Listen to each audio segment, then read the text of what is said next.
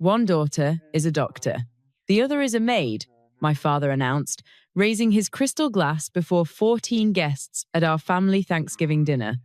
Then he laughed, and they all followed. My 8-year-old daughter, Mia, sat right next to me. She tugged my sleeve, her eyes wide and confused. "Mummy," she whispered, "is being a maid bad?" I did not cry. I did not flinch. I just stared at the deep red wine in my glass until the world went cold and clinical. That was the last Thanksgiving I stayed silent, because what I said next changed everything, especially for my father. He has not hosted a holiday dinner since. Welcome to the Turning Tables Stories channel. Sitting here with my coffee, watching the world drift by, I'm reminded that clarity often follows the coldest betrayals. I'd love to know where you're watching from today and what your favorite drink is. I truly enjoy reading your comments. But to understand that night, we must go back to the beginning. I did not let the tears fall. Sadness is a currency I stopped spending on my father years ago. As the laughter of 14 people followed me out of the dining room, I felt a familiar coldness settle over my bones. It was not the kind of cold that makes you shiver. It was the kind that makes you see with perfect, lethal precision. I led my daughter, Mia, away from the smell of expensive rosemary turkey and toward the back of the property. We walked past the rows of white roses my mother, Kimberly, spends thousands of dollars to maintain, and we stepped into the shadows of the garden cottage. 6 years. I have lived in this 300-square-foot box for 6 years. My father, Stephen, calls it an act of grace. I call it a storage unit for the daughter he is ashamed of. I tucked Mia into her bed, her small face still etched with the confusion of a child who had just been told her mother was less than human. I kissed her forehead and promised her that things were about to change. I was not just talking to her. I was signing a mental contract with myself. I sat down at my small, scratched wooden table and opened my laptop. The blue light illuminated the room, highlighting the peeling wallpaper and the damp spot on the ceiling that Stephen refused to fix. I did not feel like a victim. I felt like a bookkeeper performing a final audit. Anger was not loud this time. It was clinical. I rubbed my eyes, not to wipe away moisture, but to summon the focus I needed for the balance sheet I was about to settle. My father thinks I spend my days scrubbing floors for $30 an hour. He thinks my life is a series of bleach stains and sore knees. He has never once asked for the name of my company. He has never searched for the woman he calls his maid. If he had, he would have found Coastal Heritage Management. He would have seen that the daughter he mocks in front of his friends is the same woman who manages a $4,500,000 portfolio of luxury estates. I opened my inbox and found the thread from Benjamin Vance. He is the most powerful residential developer in South Carolina and my biggest client. He does not know my maiden name. To him, I am the most reliable operator in the region. He had sent an invitation for a final strategy session on the land deal he was closing with my father. I typed a short, professional confirmation and hit send. The click of the mouse sounded like a gavel hitting a block. Then I picked up my phone and dialed Marcus, my personal attorney. It was late, but Marcus answers when I call. This was not about family affection anymore. It was a business transaction. I have been the silent investor in my father's version of family for too long. I realized that my love had been a subscription service, and I was the one footing the bill while he provided zero value. My compassion was a luxury he had overdrafted until the account was empty. "Marcus," I said, my voice as steady as a surgeon's, "it is time. Activate the legacy retrieval plan. I want every forged document, every truant tax record, and every penny of Mia's trust fund accounted for by Monday morning." This was not revenge. It was accounting. And by the time the sun rose over Charleston, I knew my father was going to find out exactly how much he owed me. I looked out the small, fogged window of the cottage at the main house, where the lights were still blazing. 6 years ago, I did not walk through that front door. I crawled. I returned to Charleston with a broken marriage, a 2-year-old child, and $0 in my bank account. My father, Stephen, did not offer a hug. He offered terms. He told me the garden cottage was empty and that I should not turn living there into a habit. He treated my arrival like a bad debt he was forced to consolidate. The disparity in this family has always been calculated. Stephen spent $800,000 to ensure Olivia became a doctor. He paid for the tutors, the elite prep schools, and every cent of her tuition without blinking. But when it was my turn, he sat me down and told me that community college was plenty for someone like me. He did not explain what someone like me meant, but the silence that followed said enough. I took out $35,000 in federal loans and worked 3 jobs just to graduate with honors from a school he refused to attend my commencement for. The years that followed were a blur of chemical smells and raw hands. While Olivia was at her residency, I was scrubbing the baseboards of the same people Stephen was desperate to impress. I did not resent the work. I resented the invisibility. I began to notice a gap in the market. The wealthy estate owners in Charleston did not just need cleaners. They needed managers.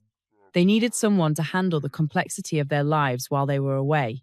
I started Coastal Heritage Management at 2 in the morning on a laptop I bought from a pawn shop. The turning point was my aunt, Teresa. She was the only one who saw the woman beneath the apron. She sat me down in her antique shop and handed me a check for $30,000. It was not a loan. It was equity. She told me that someone should have believed in me a long time ago. I took that money and hired my first crew. I stopped being the woman who cleaned the houses and became the woman who owned the company that managed them. People often ask why I stayed in that crumbling cottage once the checks started getting bigger. They do not understand the invisible chains of a survivor. Staying was not a sign of weakness. It was a strategic retreat. It was a prison without bars, a psychological cage built on the fear of losing Mia's connection to her family. Beyond the emotional ties, staying was a calculated legal move. My attorneys advised that maintaining my residency on the estate was crucial for the forensic audit of the property's maintenance funds. I kept a sleek office downtown for business meetings, but I slept in that cottage to document every cent my father embezzled under the guise of upkeep. I stayed to ensure my foundation was poured in concrete before I made my move. I stayed because I knew that in a small town like this, Stephen's reputation was a weapon he would use to frame me as the ungrateful daughter. I needed to be so successful that his words would eventually bounce off me like rain on a slate roof. I looked at my bank statement one last time before closing the laptop. Coastal Heritage Management had just cleared $4,500,000 in annual revenue. My father's Maid was now his biggest financial threat. The justified anger I had suppressed for 6 years had finally evolved into something much more useful. It had become a business plan. The summons came on a Monday morning. My father, Stephen, called me into his study, a room that smelled of expensive pipe tobacco and old leather, the place where he made pronouncements, not requests. He did not ask me to sit. He simply pushed a thick, notarized document across the mahogany desk. "I need you to sign this," he said, his voice as flat as a foreclosure notice. I looked at the bold header, agreement to vacate. The deadline was March 1st. I scanned the fine print and felt my stomach drop. This was not just a move-out order, it was a waiver of all claims to the property. Buried on the second page was the sale price, $850,000. My father was selling the land I lived on, the only home my daughter, Mia, truly remembered. I turned to the last page and saw the buyer's name, Callaway Development Group, Benjamin Vance's firm. My father was selling my home to my biggest client. "You told Benjamin the cottage was empty," I said. It was not a question. Stephen leaned back, his chest puffed with the arrogance of a man who thought he had already won. "It will be empty, because I am making a business decision," he replied.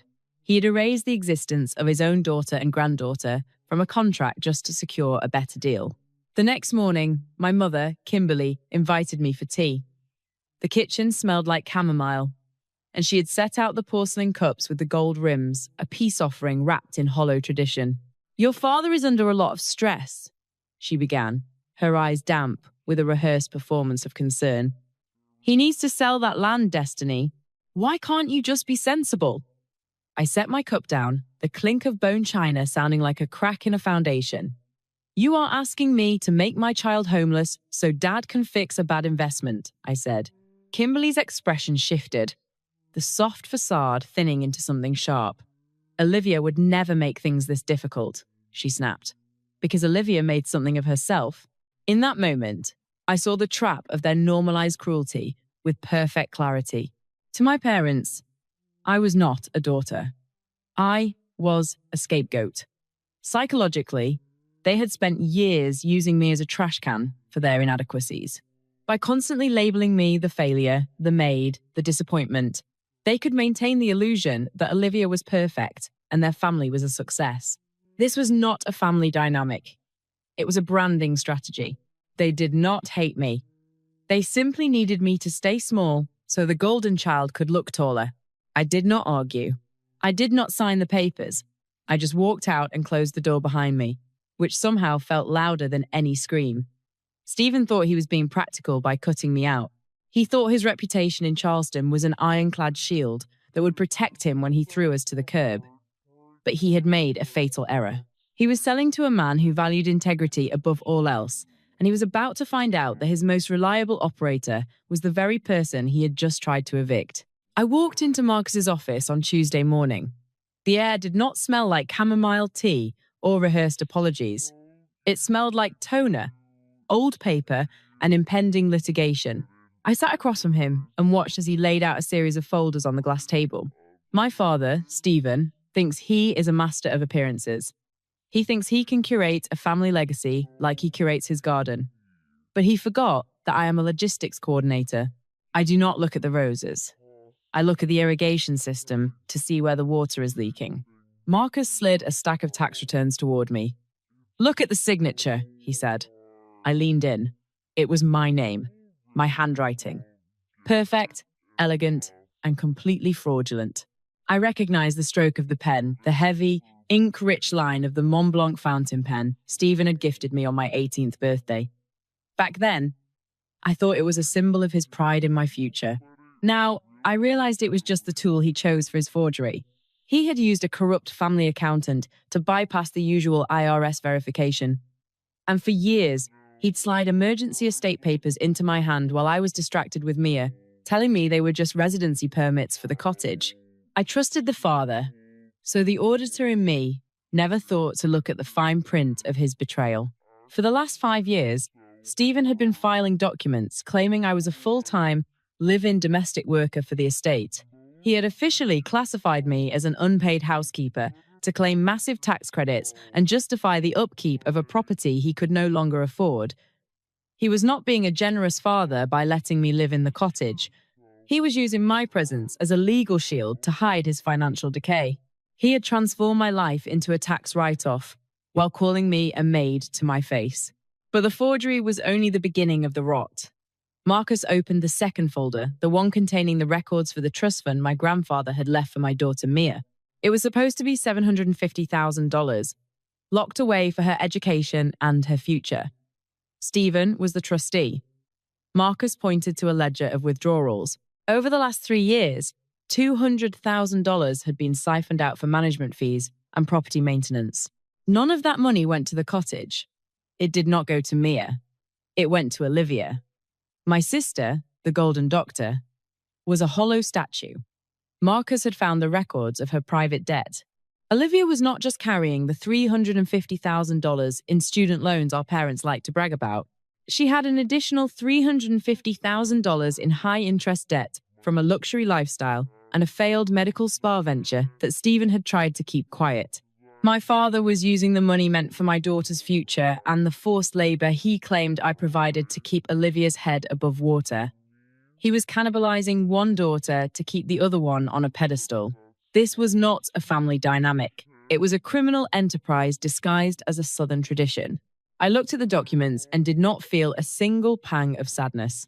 I did not feel the need to. Stephen had spent 20 years telling me I was a burden.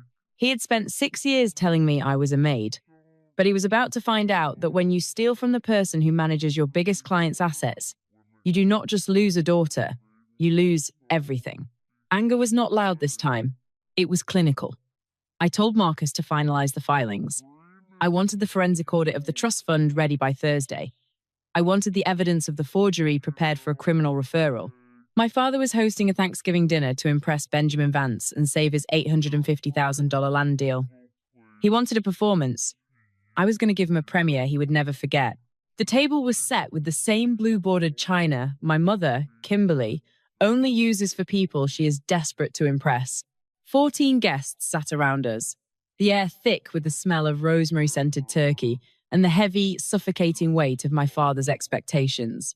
Stephen stood at the head of the table, tapping his crystal glass with a silver fork. I saw the way he looked at Benjamin Vance like a man begging for a life raft. Then, he looked at me. One daughter is a doctor, a true credit to our name, while the other, bless her heart, is our dedicated domestic support. Destiny has such a specialized talent for the background work, keeping our floors shining while the rest of us focus on the family's legacy. It's a humble role, but I suppose every empire needs its help. He laughed. A few guests joined in that nervous, reflexive sound people make when they do not want to be the next target. My sister, Olivia, looked at her plate, her expensive diamond ring catching the flickering candlelight. Under the table, Mia's hand found mine. It was cold. I did not squeeze it back out of comfort.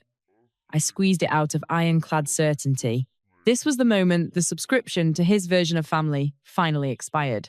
I stood up, slowly.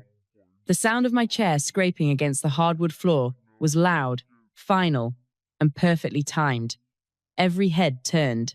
Stephen's smile did not just fade, it disintegrated.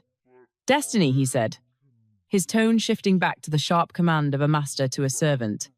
Sit down. This is not the time. You made it the time, Dad, I replied. My voice was level, unhurried, and entirely clinical. I was not an ungrateful daughter in that moment. I was an auditor, closing a 6-year investigation. You have stood at this table and defined me for 20 years. Now, I am going to define the balance sheet. I looked at the guests, then back at my father. I started by cleaning houses, I said, and I am not ashamed of a single hour of that labor. But I did not stop there. I did not just scrub floors. I analyzed the operations of the elite. I built Coastal Heritage Management. Last year, our annual revenue hit $4,500,000. I have 12 full-time employees, and I manage 15 of the most prestigious luxury estates in the Shenandoah Valley. The silence that followed was absolute. It was the kind of silence that has a physical weight, like the air had been vacuumed out of the room. My mother's hand went to her throat. Olivia's eyes went wide as she recalculated the value of the sister she had spent years ignoring. Stephen's face turned the color of ash. Then, from 3 chairs down, Benjamin Vance stood up. He did not look at my father. He looked only at me. And then he bowed his head slightly in a gesture of profound professional respect. Destiny, he said, using my name with a weight that made the room shiver. You are the most reliable operator I have ever worked with. Benjamin turned to my father. Stephen was shaking now, his hand still white-knuckling his glass. Stephen Benjamin said, his voice as cold as a legal deposition. You told me last week that the garden cottage on this property was vacant. You told me the land was ready for immediate development. Stephen stammered, but Benjamin cut him off with a single, sharp look. You lied to me, he said. You are selling me land that serves as the only home for your daughter and your granddaughter, and you are doing it while publicly insulting the very woman who manages 40% of my residential portfolio. Then Benjamin delivered the kill shot. I am cancelling the $850,000 land deal, he said. Our agreement has a strict material misrepresentation clause, Stephen. By lying to me about the vacancy of the cottage and the nature of your operational staff, you've breached the contract before the ink even dried. My legal team will be filing a formal notice of termination for cause first thing tomorrow morning. I do not do business with men who are so insecure that they have to cannibalize their own family to maintain a facade of success. Stephen collapsed into his chair, but I was not finished. Benjamin looked back at me and smiled. And for the record, Stephen, I already knew exactly who she was. I didn't reach my position by ignoring the backgrounds of my partners. I've known for 2 years that the woman you call your maid is the visionary who saved my residential portfolio.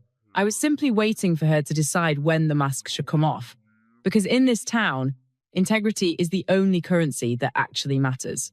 I was the silent investor who bought 30% of her company 2 years ago through a private fund because I know a winner when I see one. The maid was no longer my father's punchline. I was the woman who held the key to his financial survival.